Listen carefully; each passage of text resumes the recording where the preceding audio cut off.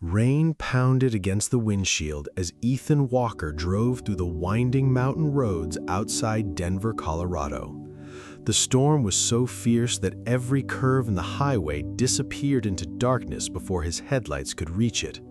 His phone vibrated. Unknown number. Again.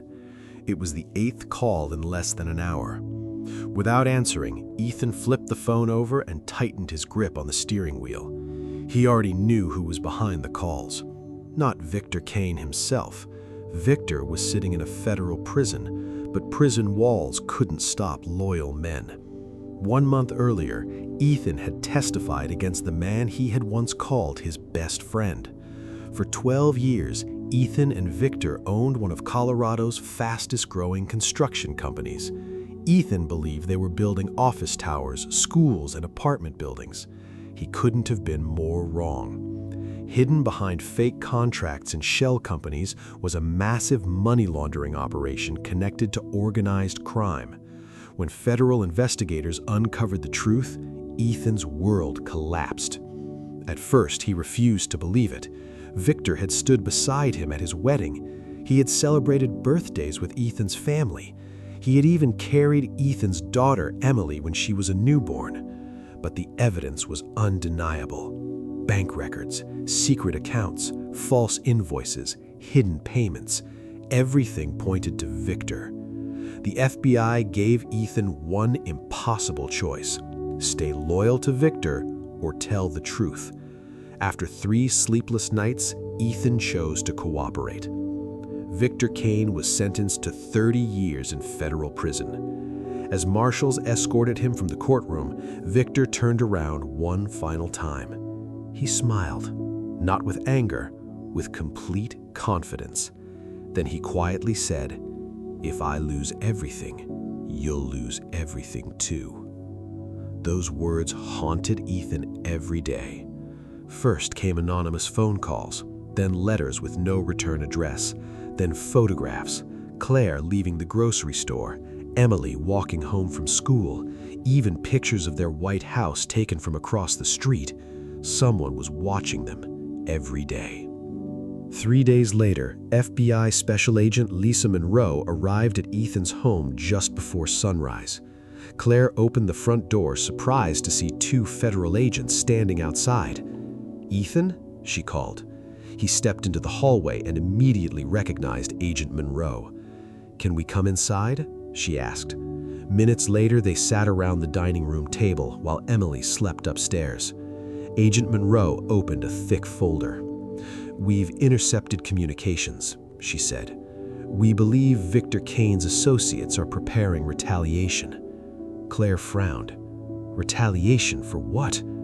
Silence filled the room. She slowly looked toward her husband. "Ethan, what aren't you telling me?" He lowered his eyes. "I testified against Victor." Claire stared at him. "You what?" "I've been working with the FBI." Her face turned pale. "You never told me?" "I was trying to protect you. You let me believe everything was normal while people were following our daughter?" Ethan had no answer. That afternoon, Emily came home from school carrying a science project. "Dad," she shouted happily, "I got first place." Ethan smiled and hugged her tighter than ever before. Emily laughed. "Daddy, you're squeezing me." He quickly let go. "Sorry." She looked into his eyes. "Why are you crying?" "I'm not crying." "You are." Claire watched from the kitchen. She knew the truth. Ethan wasn't afraid for himself. He was terrified that he might never watch his daughter grow up. Life changed overnight. Black SUVs quietly appeared near the neighborhood. Federal agents watched Emily's school. Claire was told never to leave the house alone. Every unfamiliar car looked suspicious. Every knock at the door made their hearts race. One evening, while repairing the backyard fence, Ethan noticed a dark sedan parked across the street. The driver never stepped outside, never moved, just watched. The moment Ethan started walking toward the car, it slowly drove away without turning on its headlights. The following morning, Agent Monroe returned. This time, her expression was far more serious. "We intercepted another message." Ethan looked at her. "What does it say?" She took a deep breath. "The order has been given." Claire frowned. "What order?" "They're no longer trying to intimidate you. They're preparing to kill you." The room became silent. Emily looked up from the living room floor. "Daddy?" Claire immediately wrapped her arms around her daughter. "There has to be another way." Agent Monroe nodded slowly. "There is, but it requires an enormous sacrifice." 2 days later, Ethan and Claire were taken to a secure federal facility. Inside a conference room, officials presented a single file. Across the front were 2 words: Operation Phoenix. Claire opened it. After reading only the first page, she closed it immediately. "No!" Her voice shook. "No!" Ethan picked up the file. His heart nearly stopped. The plan was simple. Officially, Ethan Walker would die. A staged mountain crash, a burned vehicle, a closed casket funeral, a death certificate. To the entire world, he would no longer exist. Claire burst into tears. "You expect our daughter to believe her father is dead?" "We expect Victor Kane's organization to believe it," one official answered quietly. "And unfortunately, Emily must believe it too." She shook her head. "I can't do that." Ethan gently held her hand. "If we don't, they'll never stop looking for us." She looked into his eyes. "What if you never come back?" For a moment, Ethan couldn't answer. Then he forced a smile. "I'll come home, I promise." 3 nights later, a black SUV plunged off a mountain road during a violent storm. Moments later, it exploded. The next morning, every television station in Colorado reported the same tragic headline: "Local businessman Ethan Walker dies in mountain crash." 4 days later, friends, neighbors, and family gathered beneath gray skies for Ethan's funeral. The casket remained closed. Claire stood beside it, holding 8-year-old Emily's hand. The little girl quietly placed a drawing on top of the coffin. It showed the 3 of them smiling beneath a bright yellow sun. Across the bottom she had written, "Come home soon, Daddy." Miles away, inside a hidden federal safe house, Ethan watched his own funeral on a television screen. For the first time in his life, he realized that protecting the people you love sometimes means.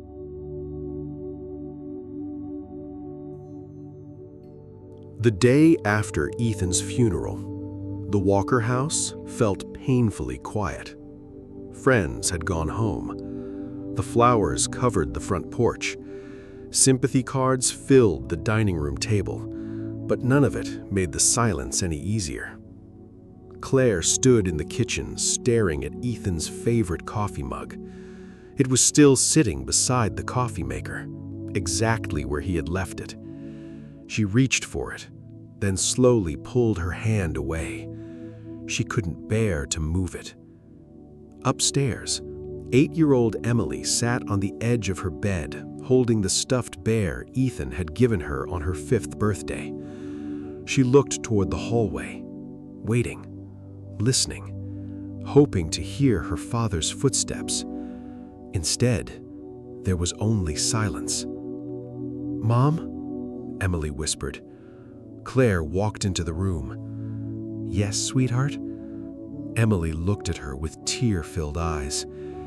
"If Daddy is in heaven, how can he keep his promise?" Claire's heart broke all over again. "What promise?" "He said he'd always come home." Claire hugged her daughter tightly, unable to answer.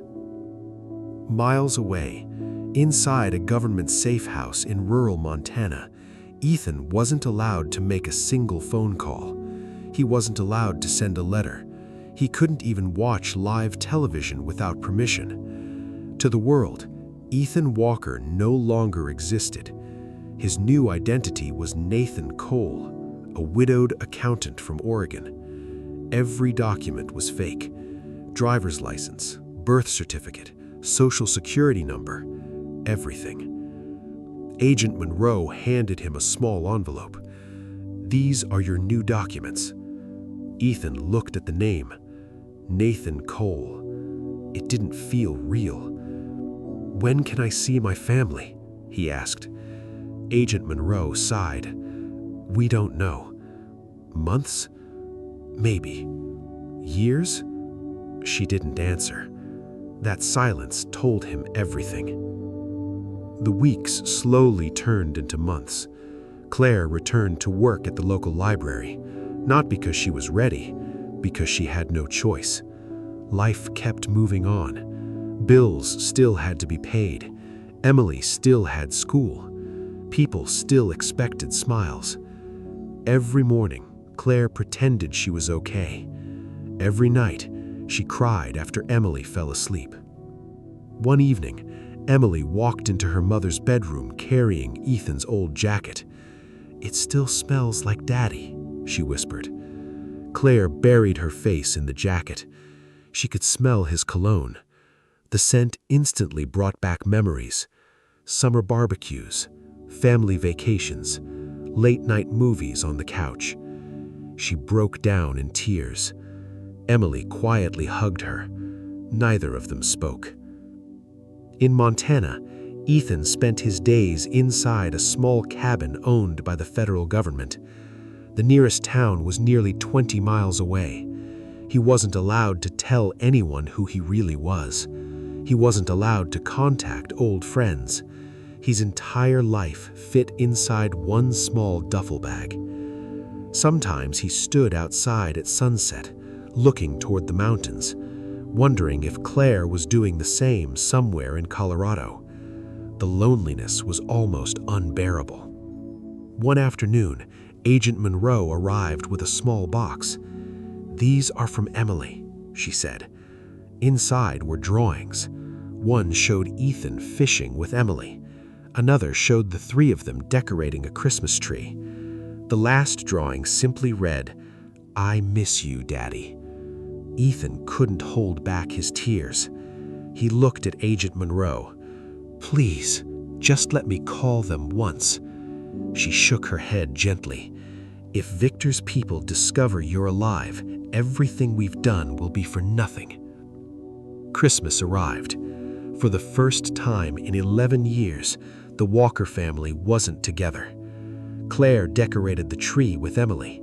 They hung Ethan's favorite ornament near the top, a small wooden star he had carved by hand. Emily smiled sadly. "Daddy always put that one up." Claire nodded. "I know." Later that night, Emily left a handwritten letter beside the fireplace. It read, "Dear Santa, if you can't bring Daddy back, can you at least tell him Merry Christmas?" Claire found the letter after Emily went to bed. She sat on the living room floor, holding the paper against her chest, crying until sunrise. In Montana, Ethan spent Christmas alone. The small cabin was silent. No decorations, no presents, no family, only snow falling outside the window. He opened the box of Emily's drawings again, then quietly whispered, "Merry Christmas. I love you both." No one heard him. Spring slowly arrived.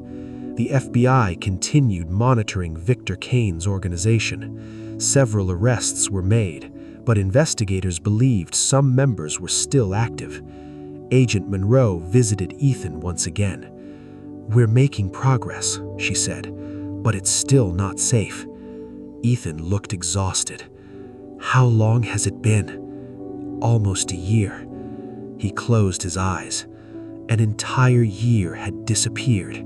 A year of birthdays, school plays, family dinners, moments he could never get back.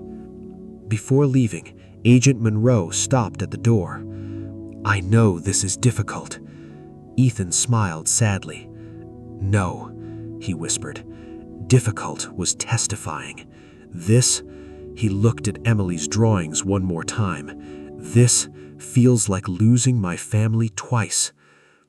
Outside, the wind carried fresh spring air across the Montana hills, while hundreds of miles away in Colorado, Claire stood beside Ethan's grave with Emily. Neither of them noticed. A black SUV had quietly stopped across the cemetery entrance. Someone inside watched them for a few minutes, then slowly drove away.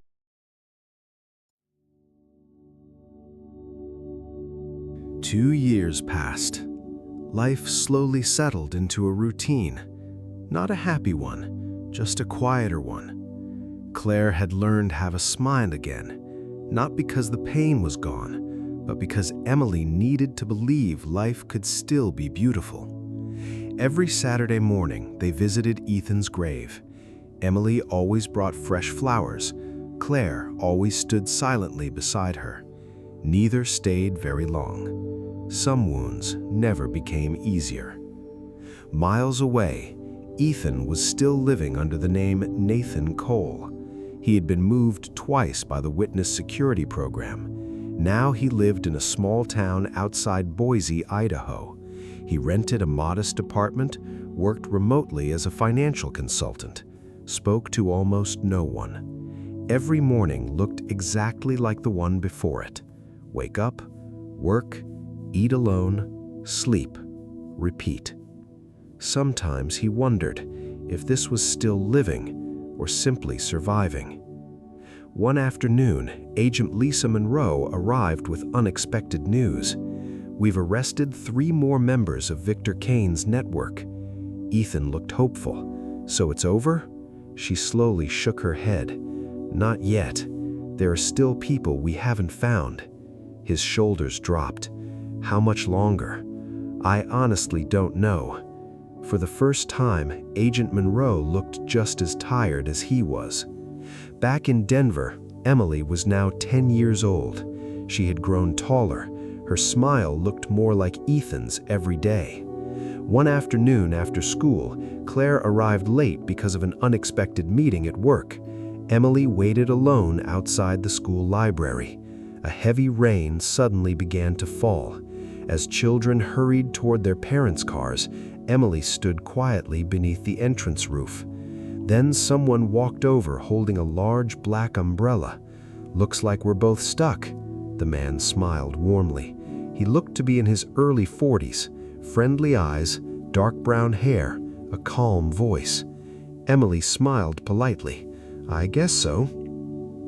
A few moments later, Claire's car finally pulled into the parking lot. She stepped out quickly. "I'm so sorry, sweetheart." Then she noticed the stranger. He politely introduced himself. "My name is Ryan Brooks. I'm a volunteer here on Wednesdays." Claire smiled gratefully.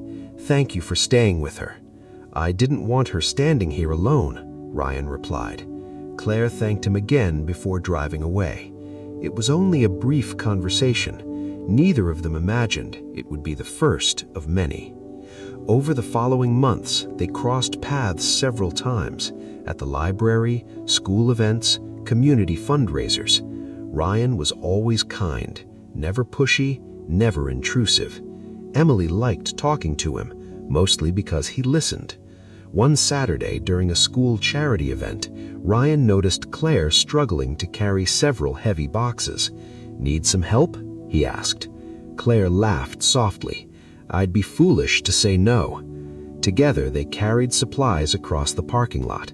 For the first time in years, Claire found herself enjoying a conversation with someone new. There was no guilt, no romance, just 2 adults talking about books, work, parenting, life. When the event ended, Ryan smiled. "It was nice meeting you again." Claire nodded. "You too." That evening, Emily surprised her mother. "I like Mr. Ryan." Claire glanced over. "Why?" "Because he doesn't pretend." Claire frowned. "What do you mean?" "Some grown-ups talk to kids like they're babies. He talks to me like I'm a real person." Claire smiled. "He does seem nice." Emily quietly looked out the window, then asked, "Do you think Daddy would have liked him?" Claire wasn't expecting the question. She thought for a moment, then answered honestly, "I think your dad liked kind people." Emily smiled. "So, maybe." In Idaho, Ethan celebrated another birthday alone. 41 years old. No cake, no family, no phone calls, just another quiet evening. He opened an old storage box the FBI had allowed him to keep. Inside were a few personal belongings, his wedding ring, several family photographs, Emily's first pair of baby shoes. He picked up one photograph. It showed Claire laughing during a camping trip in Rocky Mountain National Park. He gently traced her face with his thumb. "I miss you," he whispered. Outside, snow began to fall across the quiet street. A few weeks later, Claire received an invitation to a neighborhood barbecue. She almost declined. Then Emily convinced her. "You always stay home. We should go." Claire finally agreed. Ryan was there. So were dozens of other neighbors. Children played soccer. Families laughed together. For the first time in a long while, Claire didn't feel completely alone. As the evening came to an end, Ryan walked beside her to the parking lot. "I've been wondering," he said carefully, "if you'd ever like to have coffee sometime." Claire stopped walking. She looked down at her wedding ring. She still wore it, even after 2 years. Ryan noticed. "I'm sorry, I didn't mean to make you uncomfortable." Claire smiled politely. "You didn't. I'm just..." She searched for the right words. "I'm not ready." Ryan nodded with understanding. "I figured that might be the answer." He smiled kindly. "But I thought I'd regret it if I never asked." Claire appreciated his honesty. "So, thank you." Before leaving, Ryan quietly said, "If you ever change your mind, I'll still be around." He walked toward his truck, never asking again, never applying pressure. Claire watched him drive away. For the first time since Ethan's funeral, Claire wondered something that made her feel deeply guilty. What if life was asking her to move forward when her heart was still looking backward? Hundreds of miles away, Ethan stood alone outside his apartment, completely unaware.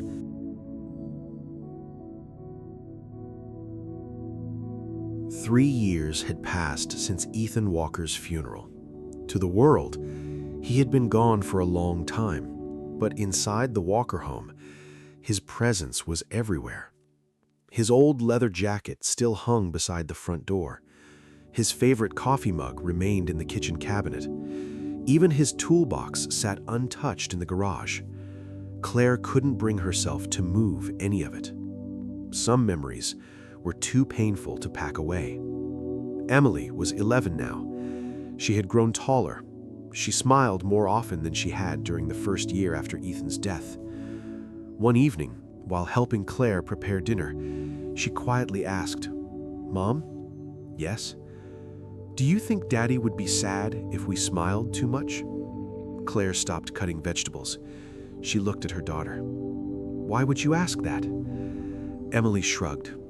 "Sometimes I laugh, and then I feel guilty." Claire walked over and hugged her. "Your father loved your smile. If he could see you now, he'd want you to keep smiling." Emily nodded. She wanted to believe that. Ryan Brooks slowly became a familiar part of their lives, not because he forced his way in, because he was simply there. He volunteered at Emily's school, helped organize community events. Sometimes he repaired things for elderly neighbors without asking for anything in return. Everyone in the neighborhood respected him.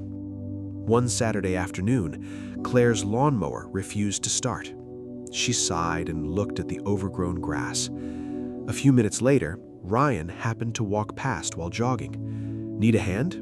he asked with a smile. Claire laughed. "It looks like I do." Within 20 minutes, the mower was running again. "You owe me nothing," Ryan said. "I enjoy fixing things." Claire smiled. "At least let me buy you lunch." Ryan hesitated. "If you're sure." It wasn't a date, just lunch. Two friends sharing a meal. For the first time in years, Claire spent an afternoon talking without feeling the weight of grief in every conversation. Meanwhile, Ethan's world remained painfully small. His witness protection identity had become his entire life. He now lived outside Spokane, Washington. His apartment overlooked a quiet lake. People knew him as Nathan Cole, a quiet accountant who kept to himself. No one knew he had once been a husband or a father. Every month, Agent Lisa Monroe visited with updates. "They're still searching," she admitted, "but the network is getting smaller."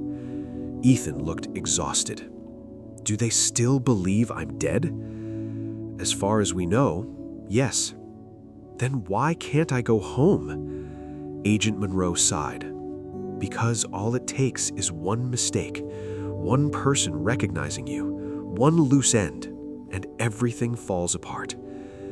Ethan looked towards the lake. "I've already lost 4 years. How many more do they expect me to lose?" She had no answer. Back in Denver, Claire finally removed her wedding ring. Not because she had stopped loving Ethan, but because every time strangers saw it, they asked painful questions. "Where's your husband? What does he do?" She grew tired of answering.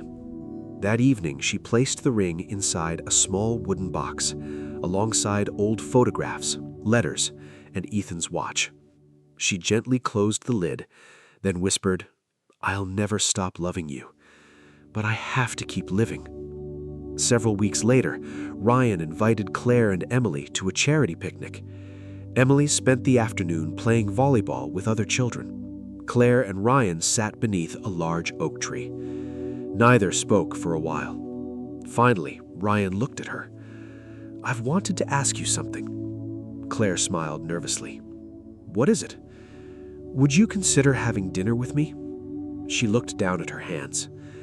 "I told you before, I wasn't ready." "I know," he answered softly. "I'm asking because I think you might be now." Claire didn't answer immediately. Instead, she thought about Ethan. She thought about the years that had passed, the lonely evenings, the birthdays celebrated without him, the empty chair at the dinner table. Then she quietly said, "One dinner." Ryan smiled. "One dinner. No expectations?" "None. Just 2 people talking." He nodded. "That's enough." Their first dinner was simple. A quiet Italian restaurant downtown. No candles, no flowers, no romance. Just conversation. Ryan spoke about losing his younger brother in a car accident years earlier. Claire spoke about Ethan. For the first time, she didn't cry when saying his name. Ryan listened without interrupting, without trying to fix her pain. When dinner ended, he walked her to her car. "Thank you," Claire said, "for listening." Ryan smiled. "Sometimes, listening is the most important thing we can do." He didn't kiss her. He didn't even try. He simply wished her good night. Hundreds of miles away, Ethan sat alone inside his apartment. He opened a small calendar, then quietly realized something. It was Emily's 12th birthday. He walked to the kitchen, took a cupcake from the grocery bag, placed a single candle on top, lit it, and softly sang, "Happy birthday." His voice broke before he reached the final line. He blew out the candle alone, then stared out the window for a long time, completely unaware that on the very same evening, Claire had taken the first small step towards opening her heart again. And somewhere far beyond either of them, someone was quietly watching, waiting, patiently.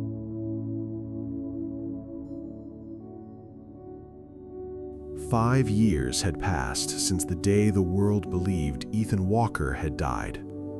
Time hadn't erased the pain. It had simply taught everyone how to live beside it. Emily was 13 now. She had started middle school. She was taller, more confident. Sometimes when she smiled, Claire caught herself seeing Ethan all over again. His eyes, his laugh, even the way she tilted her head while thinking. Those little reminders never stopped hurting. Ryan had become an important part of their lives. Not all at once, slowly, patiently. He never tried to replace Ethan. He never spoke as if he could. Instead, he simply showed up.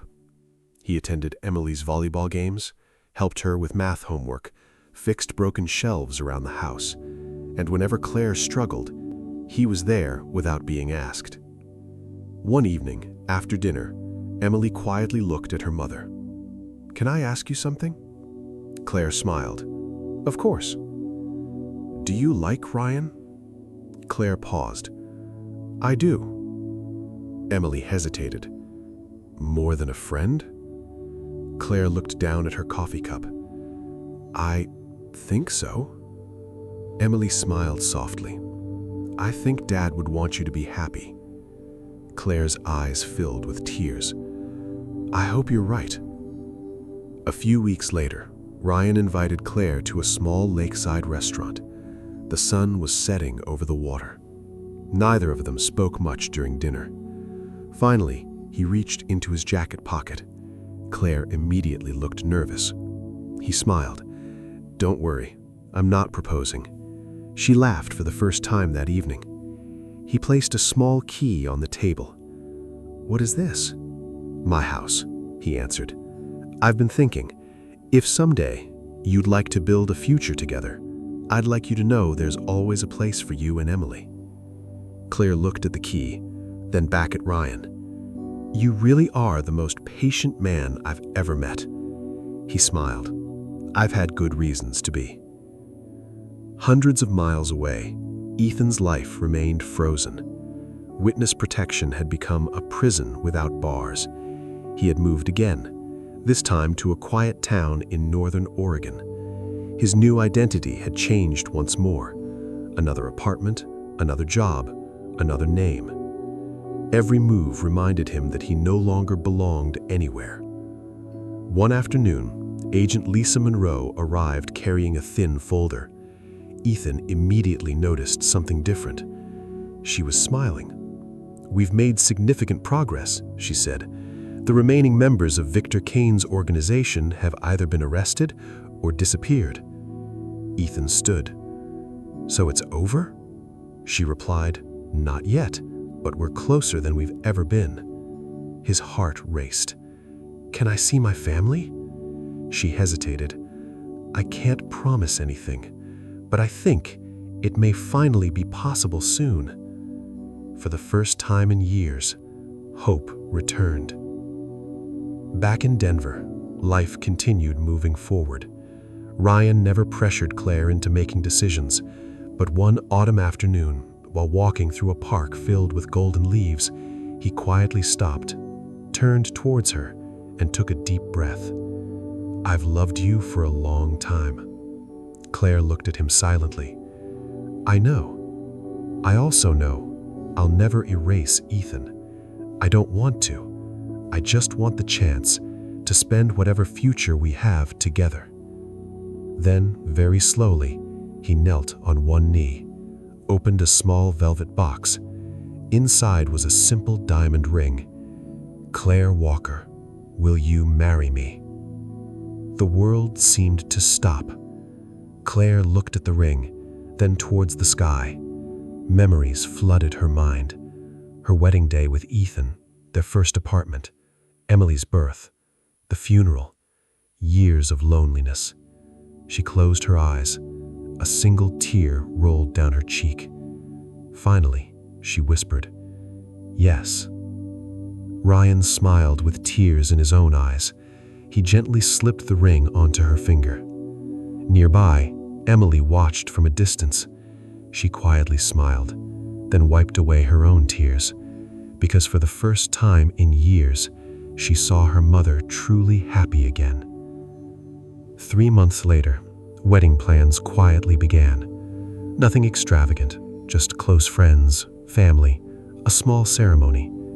Claire wanted a peaceful new beginning. She believed, after 5 long years, life had finally given her permission to move forward. She had no way of knowing that on the very same day she chose her wedding dress, Agent Monroe was driving to Ethan's apartment, carrying news that would change everything. She knocked on the door. Ethan opened it immediately. She looked directly into his eyes, then quietly said, "It's finally over. You can go home." Ethan stood frozen. For 5 years he had dreamed of hearing those words. He smiled, then laughed, then cried.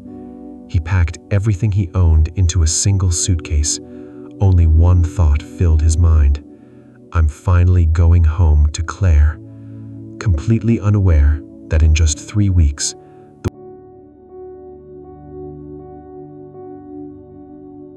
For the first time in 5 years, Ethan Walker was allowed to use his real name. The government returned his original driver's license, his passport, his wedding ring, even the old family photographs he had kept in storage. Agent Lisa Monroe placed a thick folder on the table. "Witness protection is officially over. You are free to return home." Ethan looked at the documents with trembling hands. He had imagined this moment thousands of times. He pictured Claire opening the front door, Emily running into his arms, the three of them crying together.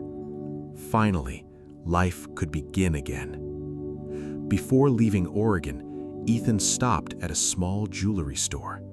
He stood in front of the display for several minutes. The elderly owner smiled. "Looking for something special?" Ethan nodded. "My wife. I've been away for a very long time." The man smiled warmly. "Then she deserves something beautiful." Ethan chose a simple diamond necklace. Nothing expensive, just elegant. He imagined placing it around Claire's neck, watching her smile again. The drive to Colorado took 2 days. Every mile brought back memories. The mountains, the highways, the small towns they had once visited together. When he crossed the state line, he couldn't stop smiling. "I'm coming home," he whispered. Late that afternoon, he reached Cedar Falls. Almost nothing had changed. The bakery was still on the corner. The old movie theater still stood downtown. Even the park where Emily learned to ride her bicycle looked the same. His heart raced. He drove slowly toward Maple Drive, toward home. But as he turned onto the familiar street, he noticed something unexpected. The house looked different. Fresh paint, new flowers, a remodeled front porch. Someone had clearly taken good care of it. Ethan smiled. Claire always loved gardening. He parked across the street, wanting to surprise them.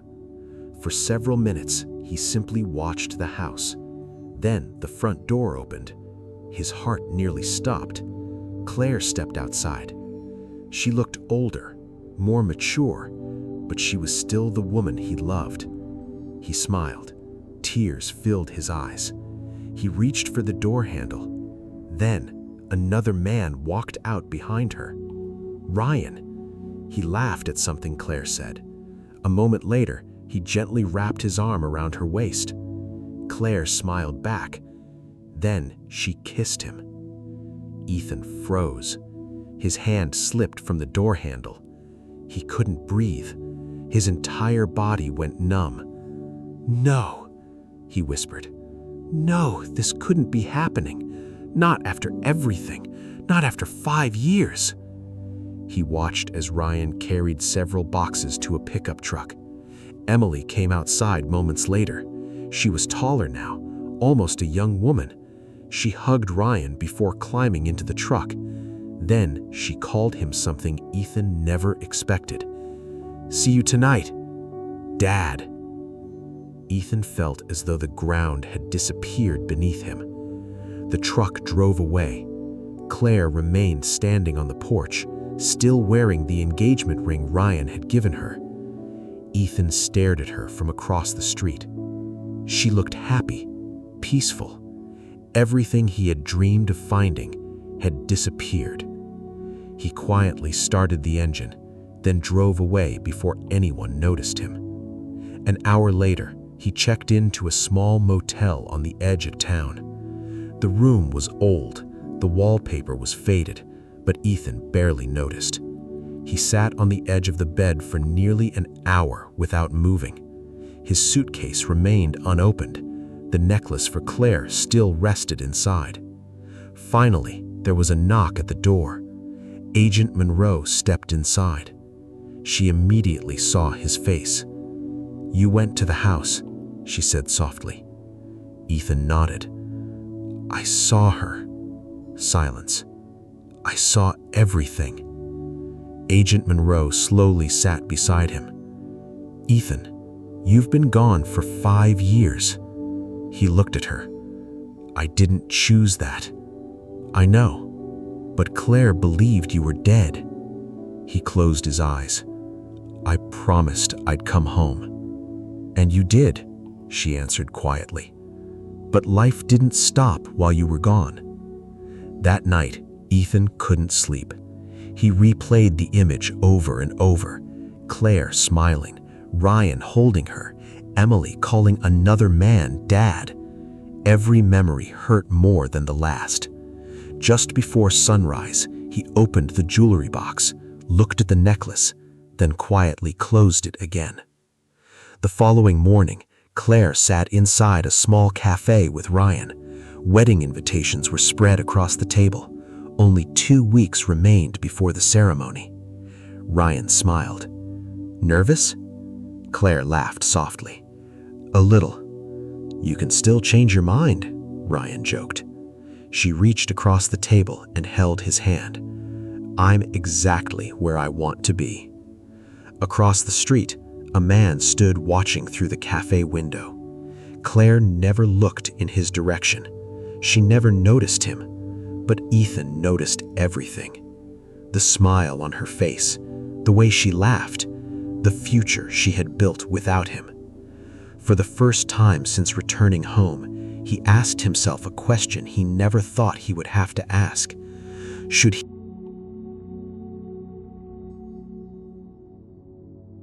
The room fell silent. No one spoke. Victor Kane had escaped. After 5 years, the man Ethan had sacrificed everything to stop was free again. Agent Lisa Monroe placed several photographs on the table. "Our agents believe Victor is heading towards Cedar Falls." Claire's face turned pale. "What does he want?" Agent Monroe looked at Ethan. "He doesn't want money. He doesn't want to disappear. He wants revenge." Within an hour, FBI agents surrounded Claire's neighborhood. Emily was quietly taken to a secure location. Ryan refused to leave. "If Victor comes here, I'm staying." Ethan looked at him. "You don't owe me anything." Ryan gave a tired smile. "I know. But I owe Claire, and I owe Emily." For the first time, Ethan truly understood why Claire had fallen in love with him. Ryan was a good man. Late that evening, a black SUV slowly stopped across the street. 2 armed men stepped out. Then another vehicle arrived. Victor Kane climbed out. He looked older, but his cold smile had never changed. He stared directly at Ethan. "I told you you'd lose everything." Ethan stepped forward. "You wanted me. I'm here." Victor laughed. "You still think this is about you." He pulled a handgun from his jacket. Agents immediately surrounded the area. Federal agents dropped the weapon. Gunfire suddenly echoed across the street. Neighbors screamed. Everyone ran for cover. Ryan pushed Claire behind a concrete wall. Ethan helped Agent Monroe pull Emily into an armored vehicle. The exchange lasted less than 2 minutes. Then, it was over. Victor Kane had been shot in the shoulder while trying to escape. His 2 remaining accomplices surrendered. 5 years of fear ended in a single night. Several days later, Victor accepted a plea agreement to reveal the last members of his criminal network. In return, he would spend the rest of his life inside a maximum security federal prison. This time, there would be no escape. One quiet afternoon, Claire invited Ethan and Ryan to meet at the same lakeside park where Ryan had proposed. The autumn leaves drifted gently across the water. Claire looked at both men. "I owe both of you the truth." She turned toward Ryan. "You gave Emily and me hope when we had none. You loved us without asking for anything in return." Ryan smiled. "I never regretted it." She hugged him tightly. "Thank you." Ryan looked at Ethan. "I think your family has been waiting long enough." He reached into his pocket, removed the engagement ring Claire had returned that morning, then smiled. "Take care of them." Without another word, he walked away. Neither Ethan nor Claire tried to stop him. Some goodbyes were acts of love. Weeks passed. Ethan slowly returned home, not as a stranger, but not as the husband he had once been. He had to earn that place again. Emily needed time. At first, she couldn't understand. "Were you alive?" she asked one evening. "Why didn't you come home?" Ethan knelt beside her. "I wanted to, but I was trying to keep you safe." Emily looked at him for a long moment, then quietly wrapped her arms around him. "I was so angry." "I know. I still love you." Ethan held his daughter tightly. "I never stopped loving you." Rebuilding their family wasn't easy. There were difficult conversations, painful memories, therapy sessions, moments of doubt. But this time, there were no lies, no secrets, only truth. One spring morning, nearly a year after Ethan returned, the Walker family visited the cemetery together. They stood before Ethan's headstone. Claire smiled softly. "I guess we don't need this anymore." Workers carefully removed the stone from the ground. Emily laughed. "This has to be the strangest thing anyone has ever seen." Even Ethan smiled. "It probably is." As they walked away, he looked at the empty space where his grave had once stood. 5 years earlier, he had buried his old life. Now, he finally had the chance to live it again. That evening, the three of them sat on the front porch of the White House on Maple Drive. The same house, the same family, changed forever. Claire reached for Ethan's hand. He looked at her. "I'm sorry for everything." She squeezed his hand gently. "I know. I forgave you a long time ago." Emily leaned against both of them. The sun slowly disappeared beyond the Colorado mountains. For years, Ethan believed coming home meant walking through the front door. He was wrong. Home wasn't a place. It was the people who never stopped loving you, even after believing.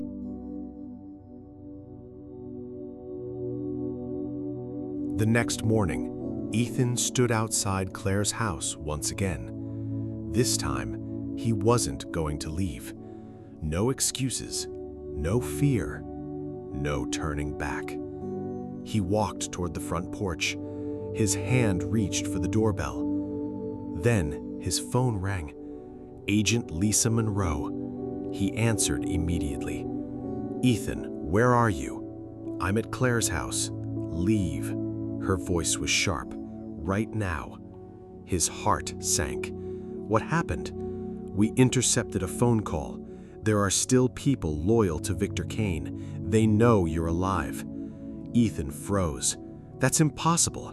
I thought the network was gone." "So did we," she replied. "But someone saw you in Cedar Falls. They're coming."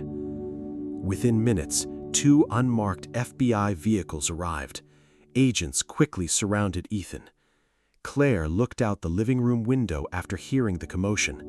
She saw several unfamiliar cars parked outside. "What is going on?" she whispered. Ryan stepped beside her. "I don't know." Before either of them could walk outside, the vehicles drove away.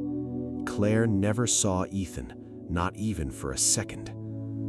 Back at the FBI field office, Agent Monroe closed the conference room door. "You made a mistake," she said. "I know." "You were seen. We traced the call. It came from someone connected to Victor Kane." Ethan looked confused. "I thought Victor was in prison." "He is, but prison doesn't stop communication." She placed several surveillance photographs on the table. Every one showed Ethan. At the motel, near Claire's house, outside the cafe. Someone had followed him for days. Meanwhile, Claire couldn't stop thinking about the strange scene outside her home. Later that afternoon, she noticed something lying beside the front porch. A small gift box.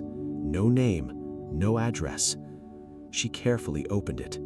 Inside was a delicate diamond necklace. There was also a folded note. It contained only 6 words: "I never broke my promise." Claire frowned. She read the sentence again, then again. Something about those words felt familiar, very familiar. That evening, she opened an old memory box. Inside were birthday cards Ethan had written over the years. On nearly every card, he ended with the same sentence: "I always keep my promises." Claire's hands began to shake. She looked at the necklace, then at Ethan's old photographs. For the first time in 5 years, an impossible thought entered her mind. No, it couldn't be, could it? Across town, Ryan noticed Claire had become unusually quiet. She showed him the necklace and this note. Ryan read it carefully. "Do you know who sent it?" Claire slowly shook her head. "But it feels like Ethan." Ryan looked at her with concern. "Claire, people sometimes send anonymous gifts. It doesn't mean—" "I know," she interrupted. "I know." But deep inside, she wasn't convinced. That same night, Ethan sat inside another FBI safe house. "I should have told her," he whispered. Agent Monroe looked at him. "You still can." "When?" "When we're certain it's safe." He laughed bitterly. "You've been saying that for 5 years." She couldn't argue, because he was right. The next morning, Claire decided to visit Ethan's grave. She carried the necklace in her purse. When she reached the cemetery, she noticed fresh footsteps in the damp grass. Someone had visited recently. She knelt beside the headstone, then quietly froze. Resting against the stone was a single white rose. There was no card, no signature, only another handwritten note. "I'm closer than you think." Claire's breathing became heavy. She looked around the cemetery. It was completely empty. Someone knew Ethan, someone who knew the promises he used to make, someone who wanted her to know. As Claire stood there in silence, a familiar feeling settled deep inside her heart. Hope, the kind she thought had died 5 years earlier. But while Claire searched for answers, danger was moving faster. Inside a federal prison, Victor Kane slowly folded a newspaper. The front page showed nothing unusual, but hidden inside was a tiny handwritten message passed through one of his lawyers. Only 4 words: "Walker is alive, confirmed." Kane smiled. The same calm, terrifying smile Ethan remembered from the courtroom. Then he quietly whispered,